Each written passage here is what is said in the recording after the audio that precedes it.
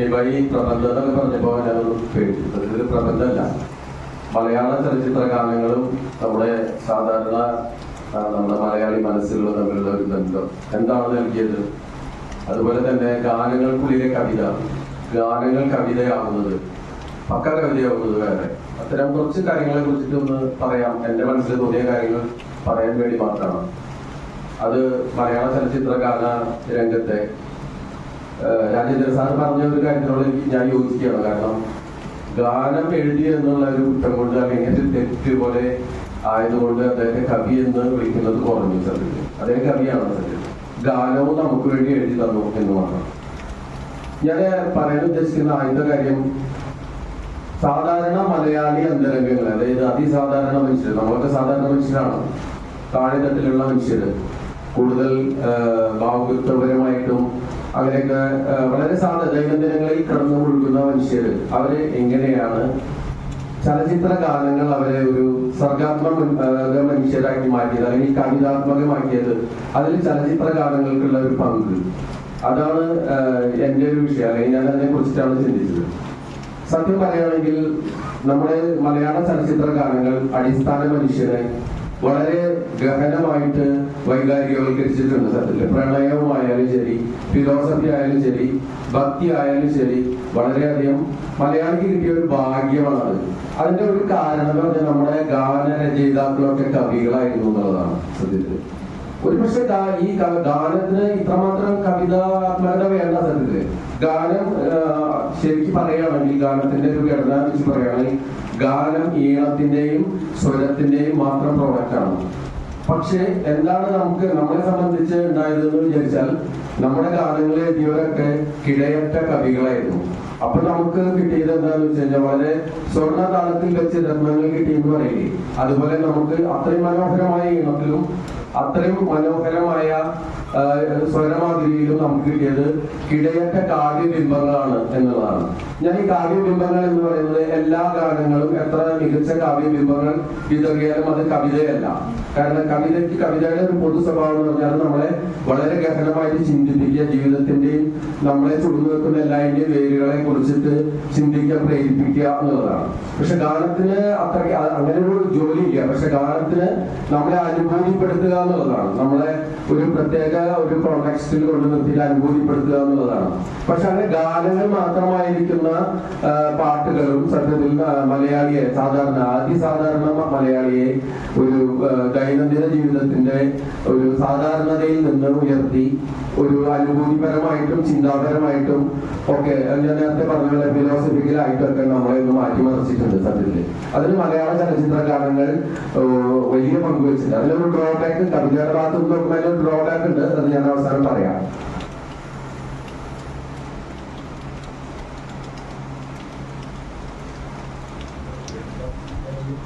യൂസഫ് അലി കച്ചേരിയുടെ ആദ്യത്തെ സാറിന്റെ ആദ്യത്തെ പാട്ട്, ആദ്യത്തെ അല്ല, നമ്മളെപ്പോഴും എല്ലാ വേദികളിലും പാടുന്ന ഒരു പാട്ടുണ്ട്, അനുരാഗ ഗാനം പോലെ. ഇടയത്തെ ഒരു ഗാനമാണ് സത്യത്തിൽ.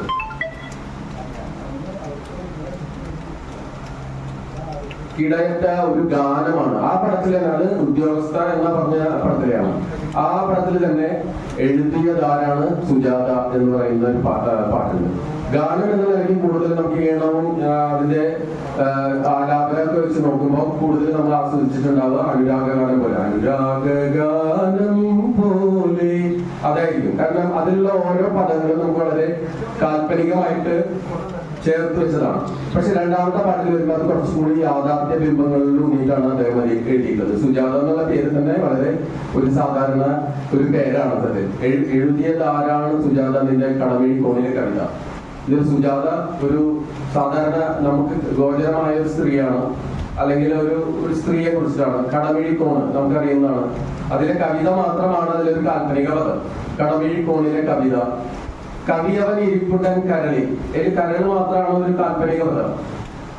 എന്റെ അനുരാഗ പൂവിന്റെ തറയിൽ, അനുരാഗം എന്ന് പറയുന്നത് മനസ്സിൽ സത്യമായിട്ടുള്ള ഒരു കാര്യമാണ്. അപ്പൊ ഒരു ഗാനവും എങ്ങനെ എഴുതാം, അതിലെങ്ങനെ കവിത ഉൾക്കൊള്ളിക്കാം എന്നുള്ള കൃത്യമായിട്ടുള്ള ഒരു ഉത്ബോധ പ്രേരണയായിരിക്കാം അത്. അതൊരു ബോധത്തിൽ വരുന്നതല്ല. ഒരു കവിയായിരുന്നു, ഒരു ഗാനരചയിതാവ് തന്നെയായിരുന്നു യൂസഫ് അലി കേച്ചേരി. അതായത് ഗാനം എഴുതാൻ പറഞ്ഞാൽ കവിത എഴുതി പോകുന്ന ഒരു സ്വഭാവം നമുക്ക് ഇവിടെ നിന്ന് ഇപ്പൊ ഏറ്റുപോയ ആൾക്കും ആ സ്വഭാവമുണ്ട്. അതാണ് ഹിമശൈല സൈകത ഭൂമിയിൽ നിന്ന്. അദ്ദേഹം ഇതുപോലെ തന്നെ ഒരു ഗാനം ആ പടത്തിൽ തന്നെ എഴുതി, സുന്ദരി എന്നുള്ള പാട്ട്. സുന്ദരി സുന്ദരി ആ തുമ്പ് കെട്ടിയിട്ടാണ് അതൊരു ഒന്നാമതര ഗാനമാണ്. പക്ഷെ വീണ്ടും ഒരു ഗാനം എഴുതാൻ പറഞ്ഞപ്പോൾ അദ്ദേഹം കവിത എഴുതി കൊടുത്തു.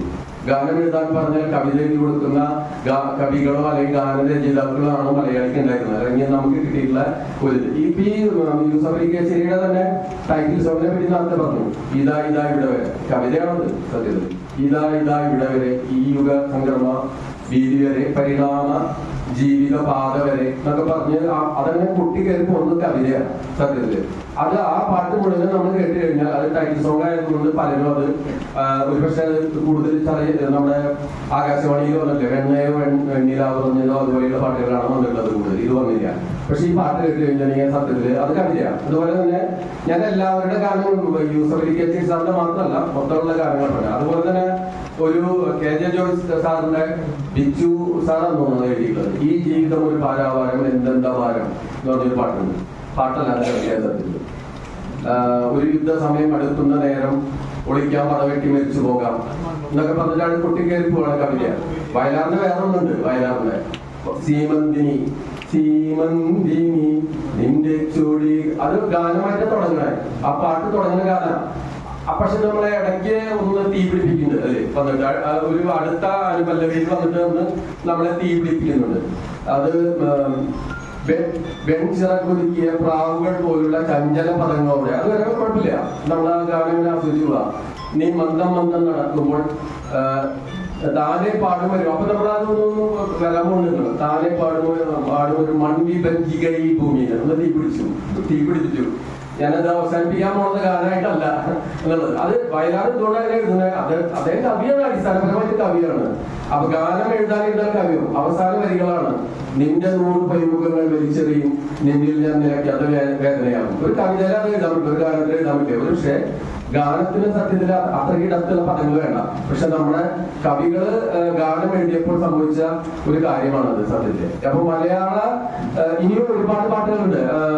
ബിച്ചു തിരുമല ശരിക്കും പറയുകയാണെങ്കിൽ അദ്ദേഹം ഗാനരചയിതാവാണെന്ന് അദ്ദേഹം തന്നെ പറഞ്ഞിട്ടുണ്ട്. കവിയല്ലാണ്. അദ്ദേഹത്തിന് അനക സങ്കല്പന ഗായിക, മാനസ, മണിവിപഞ്ചിക, വാദിനി, തിന്നൂർ, ഭാസ്കരമാഷ്. അപ്പൊ അതിലെ അനക സങ്കല്പ ഗായിക അല്ല, അത് ഞാനിതിൽ നോക്കിയപ്പോ ബിച്ചു സാറിന്റെ പേരുണ്ട്. തെറ്റാ, ശരി. അപ്പൊ അതിലെവിടെയാണ് ഗാനം കവിതയാവുന്നത്? അതിന്റെ അടുത്ത വരിയിലാണ് സമയ തീരത്തിൻ ബന്ധനമില്ലാതെ മരണസാഗരം പോകുന്ന നാൾ വരെ ഒരു മതാല സമൃദ്ധി ബിംബമായി ഒഴുകുമെങ്കിലും അവിടെ കവിതയാണ്, അവിടെ തന്നെ കവിതയാണ്. അപ്പൊ ഈ പാട്ടില് കവിത കലർത്തുന്ന അല്ലെങ്കിൽ അത്തരം ഒരു സൗഭാഗ്യം നമുക്ക് കിട്ടിയിട്ടുണ്ട്. അത് എങ്ങനെയാണ് മലയാളി മനസ്സുകളെ, അതുകൊണ്ടാണ് നമ്മൾ സത്യത്തിലും ഒരു മറ്റൊരു ജനതയെ കുറ്റം പറയല്ല, അതുകൊണ്ടാണ് നമ്മൾ കുറച്ചും കൂടി സർഗാത്മകരായിട്ടുള്ള മനുഷ്യരായിട്ട് നമ്മളിവിടെ ഇരിക്കുന്നത്. നമ്മൾ മാത്രമല്ല, നമ്മളിപ്പോ ഇവിടെ നിന്ന് പുറത്തു പോയിട്ട് ഒരാളോട് ചോദിച്ചാലും അത് ഒരു പാട്ടിനെ കുറിച്ച് പറഞ്ഞു തരും. അതായത് അടിസ്ഥാന മനുഷ്യനെ മലയാളത്തിന്റെ സാധാരണ മനുഷ്യനെ സർഗാത്മകതയിലേക്ക് അല്ലെങ്കിൽ കവിതയിലേക്ക് അടുപ്പിക്കുന്നതിൽ മലയാള ചലച്ചിത്ര ഗാനങ്ങൾ വഹിച്ച പങ്ക് വളരെ വളരെ വലുതാണ്. അത് ഭാസ്കരമാഷിനെ തോന്നുന്ന ഒരു പാട്ടുണ്ട്, വാർമഴവില്ലിന്റെ വനമാല ചൂടുന്ന മാസരപ്പൂക്കാരി എന്ന് പറയുന്നത്. അവരത്തിന്റെ ഒരു അന്യായ കോമ്പോസിഷൻ. അത് എസ് ജാനകിയെ പാടിയിരിക്കുന്നത്. വാർമഴവില്ലിന്റെ വനമാല വിൽക്കുന്ന വാസരപ്പൂക്കാരി, അങ്ങനെ പാട്ടും ലിറിക്സും അനുസരിച്ച് പോണ ഒരു പാട്ടാണത്. ശരി, അതിലുണ്ട് ആവണി പറക്കുമ്പോൾ അതുവരെ അത് ശരിക്കും ഗാനായിട്ട് പോണം. കാരണം ഇങ്ങനെ മനോഹര പദങ്ങൾ കൊണ്ട് നമ്മളെങ്ങനെ ഭ്രമിപ്പിച്ചിട്ട് പോവാണ്. ആവണി വെളുക്കുമ്പോൾ അത്തം പിറക്കുമ്പോൾ ഈ വഴി നീ വരുമ്പോൾ അതിലടുത്തതിലാണ് ഒരു സ്ത്രീ ഒരു പുരുഷനെ അല്ലെങ്കിൽ സ്ത്രീയുടെ ഒരു ഡിമാൻഡ് കാണുന്നത്. കിനാവിൽ ഞാൻ വരിച്ച രാജകുമാരന്റെ ധാരണം വന്നല്ലോ. അതായത് അതില് കിനാവിലാണ് ഞാൻ വരിക്കുന്നത്. കാരണം എന്റെ പുരുഷൻ സത്യത്തിൽ ഈ ലോകത്തിന്റെ അല്ല, കിനാവിലുള്ള എന്നുള്ള ഒരു മെസ്സേജ് തരാം. അതൊരു ഒരു ഒരു ഒരു അത് എഴുതിയിട്ടുള്ളത് ആള് ഒരു ആണാണെന്ന് അറിയില്ല, ഭാസ്കര മാഷാണ് എഴുതിയിട്ടുള്ളത്. അപ്പൊ അദ്ദേഹം അത് എങ്ങനെയാണ് അതിന്റെ വേരുകൾ, സ്ത്രീ പ്രണയത്തിന്റെ വേരുകൾ തിരയുന്ന ഒരു ചിന്ത അദ്ദേഹത്തിന് വന്നിട്ടുണ്ടാവാം. ആ പാട്ട് എഴുതുന്ന ആ ഒരു സമയത്ത് അദ്ദേഹത്തിന് വന്നിട്ടുണ്ടാവാം. അപ്പൊ ഇതൊക്കെ നമുക്ക് ഇങ്ങനെയൊക്കെ കിട്ടുന്നത് എന്തുകൊണ്ടെന്നാൽ സത്യം പറയുകയാണെങ്കിൽ നമ്മുടെ ഗാനരചയിതാക്കളൊക്കെ കവികളായിട്ടുള്ളതാണ്. ഞാൻ നേരത്തെ പറഞ്ഞ ആള് വന്നിട്ട് അതായത് പാട്ട് എഴുതി കൊടുക്കാൻ പറഞ്ഞപ്പോ കവിത എഴുതി കൊടുത്തു. അത് മനോഹരമായ ഒരു ഗാനം എഴുതി കൊടുത്തിട്ട് വീണ്ടും കവിത എഴുതി കൊടുത്തു. ഇത് പൊതുവെ ഇദ്ദേഹത്തിന്റെ മാത്രമല്ല, പൊതുവെ നമ്മുടെ കവികൾ എന്ന കാറ്റഗറിയിൽ വരുന്ന ഗാനരചയിതാക്കളുടെയും ഇനി ഗാനം മാത്രമായിട്ട് എഴുതുന്ന ആൾക്കാരുടെ ഒരു പ്രത്യേകതയാണ് മലയാളത്തിൽ. സത്യത്തിൽ മറ്റു ഭാഷകളിൽ ഹിന്ദിയിലൊക്കെ ഇതുപോലെ ഉഗ്ര മാജിക്കൽ ലിറിക്സ് ഉണ്ടായിട്ടുണ്ടെങ്കിലും കൂടിയിട്ട് എല്ലാവരും അങ്ങനെയല്ല. ഇവിടെ ഒരു പാട്ട് എഴുതാൻ വന്ന ആളും ആദ്യം ചിന്തിക്കുന്നത് ഒരു കവിതാത്മകമായ ഒരു ഗാനം എങ്ങനെ എഴുതാറ്. അവിടുന്ന് കുറച്ച് ഞാൻ ഓടിച്ചിട്ട് പറയണം, അവിടെ നിന്ന് കുറച്ച് ഇങ്ങോട്ട് വന്നു കഴിഞ്ഞാൽ റഫീഖ് അഹമ്മദിന്റെ 3 പാട്ടുകളുണ്ട് ഒരു ഒറ്റ സിനിമയിൽ. വേറെ ഉണ്ടാവാട്ടെ, ഇത് ഞാനിത് ആകെ തുകയുള്ള ഇത്രയും പാട്ടുകൾ എഴുതും എന്ന അർത്ഥത്തിലല്ല പറയുന്നത്. മരണം എത്തുന്നത് നേരത്ത് കവിതയാണ്, മുഴുവൻ കവിതയല്ല, 3 പാട്ടും കവിതയാണ്. ഈ ജില്ലയിൽ നിന്ന് ഭൂമിതൻ കൗമാര കാലത്തിലേക്ക് പറക്കാം. എന്തിനാണ് ഗാനത്തിലേക്ക് എഴുതുന്നത്? അത് കവിതയാണ്. ഗാനം അത്രയൊന്നും ആവശ്യപ്പെടുന്നില്ല സത്യത്തില്. പക്ഷെ നമ്മുടെ പാട്ടെഴുത്തുകാരെ എഴുതാനിരുന്നാൽ കവിതയായിരിക്കും, അല്ലെങ്കിൽ കവിത എഴുതാതിരിക്കാൻ അവർക്ക് കഴിയില്ല. വിജയ് യേശുദാസ് പാടിയ ഒരു പാട്ടുണ്ടല്ലോ അതില്, മഴ കൊണ്ട് മാത്രം, അതും കവിതയാണ്. 3 കവിത എഴുതി കൊടുത്തു, 3 പാട്ട് എഴുതാൻ പറഞ്ഞു, 3 കവിത എഴുതി കൊടുത്തു. അത് ആ പടത്തിലെ അന്തരീക്ഷവും ഒക്കെ അതിനോട് യോജിക്കുകയാണെങ്കിൽ കവിത അത് ആവശ്യപ്പെടുന്നില്ല. പക്ഷെ 3 കവിത എഴുതി കൊടുത്തു. ഗിരീഷ് പുത്തഞ്ചേരിയുടെ നീലശൈലങ്ങൾ, രാജഹംസങ്ങൾ നിന്റെ പാട്ടിന്റെ വെണ്ണയുണ്ടെന്നുവോ, പകുതി പൂക്കുന്ന പാരിജാതങ്ങൾ. ഇതെന്തിനാ ഗാനമല്ല, പകുതി പൂക്കുന്ന പാരിജാതം പൂത്തുലഞ്ഞു കൊടുക്കുന്നു. അത് വയലാർ ചെയ്തിട്ടുണ്ടല്ലോ, പാരിജാതം പൂത്തുവിടുന്നു എന്ന് പറഞ്ഞിട്ട് വയലാറിന്റെ പ്രശസ്ത ഗാനമല്ലോ. ഇത് പകുതി പൂക്കുന്ന പാരിജാതം. നമ്മൾ ആരും ചിന്തിച്ചിരുന്നു. അതാണ് കവിതയുടെ പ്രത്യേകത. കവിത നമ്മളെ ചിന്തിപ്പിക്കും. വെറുതെ നമ്മള് ഇങ്ങനെ ആസ്വദിച്ചിട്ട് നമ്മളെ വിടില്ല. ഹോണ്ട് ചെയ്യാന്ന് പറയില്ലേ, ഹോണ്ട് ചെയ്യും. അതിൽ തന്നെ മുറുകി നിൽക്കുന്ന നിന്റെ യൗവനം രുദ്രവീണയായി പാടുന്നു, ഗിരീഷ് പുത്തഞ്ചേരിയിലാണ്. വേറെ അദ്ദേഹത്തിന്റെ വേറെ കുറേ ഗാനങ്ങൾ അങ്ങനെയുണ്ട്.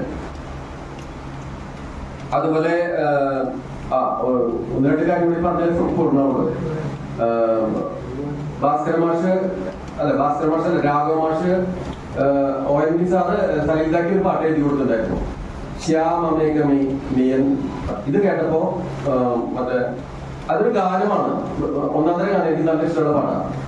അപ്പോ ഇത് കേട്ടപ്പോ രാഘവ മാഷ് ONV സാറിനോട് പറഞ്ഞു, എനിക്ക് ശ്യാമം വെച്ചിട്ട് ഒരു പാട്ട് എഴുതിയെന്നു പറഞ്ഞു. പക്ഷെ ഇങ്ങനെ കവിത എഴുതിയോട്ടെ, ശ്യാമസുന്ദര പുഷ്പമേ, അടിമുടി കവിതയാണ്. അത് എടുത്തിങ്ങോട്ട് വരികയാണ്. ശ്യാമസുന്ദര പുഷ്പമേ എന്ന് പറയുമ്പോൾ ഗാനത്തിലൊക്കെയാണ് തുടങ്ങുന്നത്. ശ്യാമസുന്ദര പുഷ്പമേ എന്റെ പ്രേമ സംഗീതമാണ്. അത് ഒരു സാധാരണ വരികളായിട്ടാണ് തുടങ്ങുന്നത്. പക്ഷെ വീണ്ടും ഈ പദവില ഇടയ്ക്കൊന്ന് തീ പിടിപ്പിക്കുന്നത് ധ്യാനലീനം ഇരിപ്പൂ ഞാൻ. പ്രണയത്തിൽ ധ്യാനത്തിനെയാണ് കൊണ്ടുവരികയാണ്. അത് കവിതയ്ക്ക് പറ്റൂ, പാട്ടിന് പറ്റില്ല. അല്ലെങ്കിൽ ആ കവിതയിൽ മുഴുകിയിരിക്കുന്ന ഒരു വ്യക്തിയുടെ മനസ്സിന്റെ അങ്ങനെ ഒരു സാധനം വരും. ധ്യാനലീനം ഇരിപ്പു ഞാൻ, എന്റെ ഗാനം എന്നെ മറക്കുമോ, പിന്നെ എന്റെ വേറെ ഏതോ വിഭജിയിൽ പടർന്നേറുവാനതിലാകുമോ, വേദനതൻ സ്മൃതി, അതൊക്കെ സാധാരണ പാട്ടില്ല. അടുത്ത ഇതിലാണ് വരുന്നത്, എന്റെ സൂര്യൻ ഇരിഞ്ഞടങ്ങി ഈ സന്ധ്യതൻ സ്വർണ്ണമേടങ്ങി. എന്തുമാത്രം വേദനയാണ് തരുന്നത് അതില്. അത് ഒരു കവിതയ്ക്കാണ്. കവിത തുടർന്ന കവിത കലർന്ന ഒരു വരികൾക്ക് അത് സാധിക്കും. അത് പിന്നെ അവിടെ നമ്മളെ തീ പിടിപ്പിക്കുകയാണ് അത് ചെയ്യുന്നത്. എന്റെ സൂര്യനെ എരിഞ്ഞടങ്ങി ഈ സന്ധ്യതൻ സ്വർണ്ണമേടയിൽ, എന്റെ കുങ്കുമ പാടമാകവേ ഇന്ന് കത്തി എരിഞ്ഞു, ഒക്കെ യാഥാർത്ഥ്യമായ ബിംബങ്ങളാണ്. അതാണ് കവിതയുടെ ഒരു പ്രത്യേകത. കാൽപ്പനിക ബിംബങ്ങൾ കൊണ്ട് ഗാനമുണ്ടാക്കാൻ നമുക്ക് എളുപ്പമാണ്, അത് ഉപകരണമാണ്. കവിത ഒരു ഘട്ടം കഴിയുമ്പോൾ അത് ആ യാഥാർത്ഥ്യത്തിനെ കൊണ്ട് കാൽപ്പനിക ഭാവങ്ങളെ അല്ലെങ്കിൽ നമ്മളെ അനുഭൂതിപ്പെടുത്താനുള്ള സിദ്ധിവിശേഷമാണ് സത്യത്തിൽ കവിതയും ഗാനത്തെയും മാറ്റിയിരിക്കുന്നത്. അപ്പൊ വീണ്ടും പറയുകയാണ്, നമ്മുടെ കവികൾ ഇത് രണ്ടും നമുക്ക് സമ്മാനിച്ചിട്ടുണ്ട്. എന്റെ കുങ്കുമ പാടമാകവേ ഇന്നു കത്തി എരിഞ്ഞു പോയി, മേഘമായി മേഘരാഗമായി വരൂ വേഗമീ തീ കെടുക്കാൻ.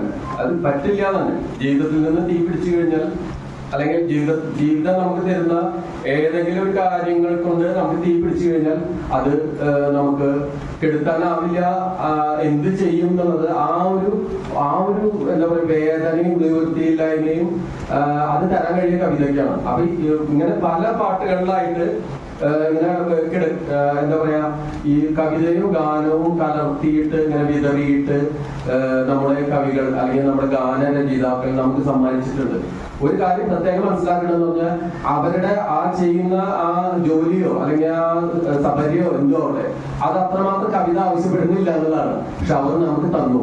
കാരണം അവര് കവികളായി ആയതുകൊണ്ടാണ്. ഇപ്പൊ രാജേന്ദ്ര സാറിന്റെ കാര്യം പറഞ്ഞപ്പോ, പാട്ട് എഴുതാനും പറഞ്ഞപ്പോ ആ കവിത എഴുതി കൊടുത്തു എന്ന് പറഞ്ഞാൽ അദ്ദേഹത്തിന്റെ അപ്പോഴത്തെ ആ മാനസികാവസ്ഥയോ അപ്പൊ അദ്ദേഹം കവിയായിരുന്നു ഇരുന്നിട്ടാണ് അത് എഴുതുന്നത്. അത് അങ്ങനെയുള്ളവർ നമ്മുടെ മലയാള ചലച്ചിത്ര ഗാനശാഖയിൽ ഉണ്ടായതുകൊണ്ടാണ് നമ്മൾക്ക് ഇത്തരം പാട്ടുകളും കവിത കലർന്ന അല്ലെങ്കിൽ നമ്മളെ വിഭ്രമിപ്പിക്കുന്ന, നമ്മളെ വിഷാദപ്പെടുത്തുന്ന, നമ്മുടെ എന്താ പറയാ നേരത്തെ പറഞ്ഞ പോലെ പ്രണയ, വിഷാദ, ഭക്തി, അതുപോലെ ജീവിതത്തിന് ചൂട് നിൽക്കുന്ന എന്തൊക്കെ ഭാവങ്ങളുണ്ടോ ഇതിനെയൊക്കെ ഉദാത്തവൽക്കരിച്ചിട്ടുണ്ട്. അല്ലെങ്കിൽ സാധാരണ മനുഷ്യന്റെ അക്ഷരം എഴുതാൻ അറിയാത്ത പഴയകാല മനുഷ്യരെ പോലും ചിന്തിപ്പിച്ചിട്ടുണ്ട്, അവരെ പ്രണയിപ്പിച്ചിട്ടുണ്ട്, അല്ലെങ്കിൽ പ്രണയത്തിനെ കുറിച്ച് മനസ്സിലാക്കാൻ പ്രേരിപ്പിച്ചിട്ടുണ്ട്, ഫിലോസഫർ ആക്കിയിട്ടുണ്ട്. അങ്ങനെ പല കാര്യങ്ങളും ചെയ്തിട്ടുണ്ട്. യൂസഫ് അലി കേച്ചേരിയുടെ ശരിക്കും പറയുകയാണെങ്കിൽ ബാബുരാജ് അതിനു മുമ്പ് കുറെ ഗാനങ്ങൾ കൊടുത്തിട്ടുണ്ട്. അതൊക്കെ നമ്മുടെ ഗസൽ തന്നെയാണ്. ഗസൽ എന്ന് പറയാം ശരിക്കും. താമസന്റെ വരുവാൻ, പ്രാണസഖി, ഞാൻ, അങ്ങനെ കുറെ ഉണ്ട്. പക്ഷെ കറക്റ്റ് ഗസലിന് സൂട്ടബിൾ ആയിട്ടുള്ള ലിറിക്ക് ആദ്യമായിട്ട് എഴുതി കൊടുത്തത് സത്യത്തില് ലക്ഷണമൊത്ത ഗസൽ എന്ന് പറയുന്നത് ചമ്പക തൈകൾ പൂത്തമാനത്ത് പൊന്നമ്പി. ഇപ്പൊ ഗസലായിട്ട് യാതൊരു ടച്ചും ഇല്ലാത്ത ക്ലാസിക്കൽ സംഗീതം അല്ലെങ്കിൽ കർണാടിക് സംഗീതത്തിലെ കൈകാര്യം ചെയ്യുന്ന അർജുന മാസ്റ്റർ അതൊരു ഒരു മനോഹരമായ പാട്ടായി മാറ്റുന്നത് യൂസഫ് അലി കേച്ചേരി സാറിന്റെയാണ്. അപ്പൊ നേരത്തെ ഇദ്ദേഹം പറഞ്ഞ പോലെ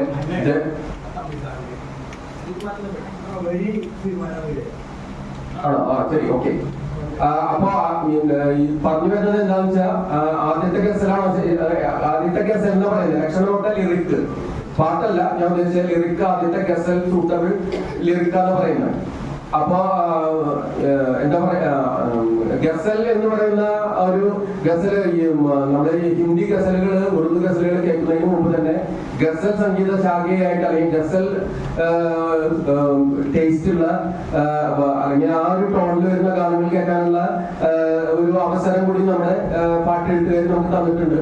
കാരണം ഈ ഇദ്ദേഹം നേരത്തെ പറഞ്ഞ പോലെ ചില വരികള് അവരെ മോട്ടിവേറ്റ് ചെയ്യുന്നുണ്ട്. ദേവരാജ് മാസ്റ്ററുടെ കാര്യം പറഞ്ഞ പോലെ ചില വരികള് സംഗീത സംവിധായകരെ മോട്ടിവേറ്റ് ചെയ്യുന്നുണ്ട്. അതിനൊരു ഉദാഹരണമാണ് ഈ പാട്ട് സത്യത്തില്. പക്ഷെ യൂസഫ് അലി കേച്ചേരി സാറ് അധികം നമ്മൾ പറയാത്ത ഒരു ഒരു കവിതയായിട്ടുള്ള ഒരു പാട്ട് എഴുതിയിട്ടുണ്ട്. അത് ഇതിലെ സർഗത്തിലെ കണ്ണാടി ആദ്യമായ ഭാഗ്യരൂപം സ്വന്തമാക്കി, ഗായക നിൻസ്വരമൻ, കണ്ണാടി ആദ്യമായി. ഞാൻ കുറെ ആലോചിച്ചതാണ് ഇതാണ് എന്താ അങ്ങനെ കണ്ണാടി ആദ്യമായി. അപ്പൊ പിന്നീട് എനിക്കിത് കിട്ടിയതാണെന്ന് വെച്ചാൽ ഈ പാട്ടിനെ കുറിച്ചൊരു നിരൂപണമൊന്നുമില്ല. കണ്ണാടി എന്ന് പറയുന്നത് സാധാരണ നമ്മുടെ മെയിൽ ഫീമെയിൽ അട്രാക്ഷനെയാണ്, അല്ലെങ്കിൽ ഒരു പൂവാലൻ. അങ്ങനെ ഒരു സ്ത്രീയുടെ ജീവിതത്തിൽ അങ്ങനത്തെ സാധാരണ ബന്ധങ്ങൾ ഒരുപാടുണ്ടാവും. സത്യത്തിൽ അത് ഇവിടെ ഈ സിനിമയിൽ അതിന്റെ ആവശ്യമില്ല. പക്ഷെ അദ്ദേഹം കവിയാണല്ലോ, ആ പ്രാപഞ്ചിക സത്യം എഴുതാണ്, കവിതയാണത്. കണ്ണാടി ആദ്യമായി ഭാഗ്യരൂപം സ്വന്തമാക്കി, ഗായക നിൻ സ്വരമൻ ചേതനയും സ്വന്തമാക്കി. അപ്പൊ എന്റെ ഈ ചേതനയെ കുറിച്ചിട്ട് എനിക്ക് ബോധം വന്നത് തന്നെ നിന്റെ സ്വരം കേട്ടപ്പോഴാണെന്നുള്ളതാണ് അതിന്റെ ഒരു ഇത്. അപ്പൊ ഞാൻ കൂടുതൽ കുറെ കൂടി കാര്യങ്ങൾ പറയാൻ ഉണ്ടായിരുന്നു. പക്ഷെ നമുക്ക് ഈ പാട്ടുകൾ കേൾക്കാനുണ്ട്. അപ്പൊ അത്തരം ഒരു ഗാനശാഖയിലെ അതികായനായ ഒരു കവിയും പാട്ടെഴുത്തുകാരനും തന്നെയാണ് നമ്മുടെ യൂസഫ് അലി കേച്ചേരി സാറ്. അദ്ദേഹത്തിന്റെ ഈ സ്മൃതി ദിനത്തിൽ ഇങ്ങനെ ഒരു പരിപാടി സംഘടിപ്പിച്ചതിലും അതിലൂടെ എനിക്ക് 4 വാക്ക് സംസാരിക്കാൻ സാധിച്ചതിലും വളരെയധികം സന്തോഷമുണ്ട്. നന്ദി.